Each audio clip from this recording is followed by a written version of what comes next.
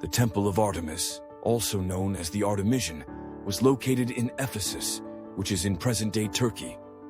It was dedicated to the goddess Artemis, a deity associated with hunting, wilderness, and fertility. The first version of the temple dates back to the 8th century BCE, but it was the reconstruction that began around 550 BCE under King Croesus of Lydia that became the wonder. This version was designed by the architect Chersiphron and his son Metagenes, and it was one of the largest temples in the ancient world. Why was this temple so remarkable? Well, its sheer size and the richness of its decorations set it apart. The temple was adorned with sculptural reliefs and stood on a platform of over 115 meters in length and nearly 55 meters in width.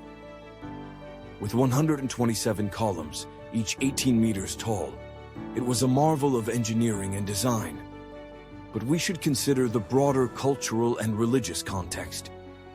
Ephesus was a major city in the Ionian region, a cultural crossroads of Greek and Near Eastern influences. The temple symbolized not just religious devotion, but also the wealth and power of Ephesus. But what might this tell us about the society that built it? Thinking historiographically, the temple highlights the intersection of religion, politics, and art during the period. It served not only as a religious sanctuary, but also as a place for commerce and cultural exchange. The temple's association with Artemis, a goddess revered throughout the Greek world, added to its prestige, drawing pilgrims and traders alike. We should also consider how its story evolved through history. The temple was destroyed and rebuilt multiple times, notably burned down by Herostratus in 356 BCE, an act of arson he committed purely to achieve fame. This event coincides with the birth of Alexander the Great, as legend has it, and adds a dramatic narrative twist often highlighted in historical accounts. Why does the temple's repeated destruction and rebuilding matter? It underscores the resilience and significance of the site, despite adversity. In terms of later interpretations, the temple has been referenced in classical literature and served as a symbol of architectural achievement. However, like many ancient wonders, it was ultimately destroyed, with its remnants scattered or repurposed, such as some columns being used in the Hagia Sophia in Constantinople.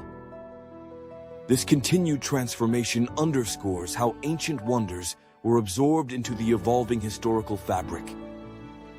Historiographically, the Temple of Artemis challenges us to consider the fluid nature of cultural legacy.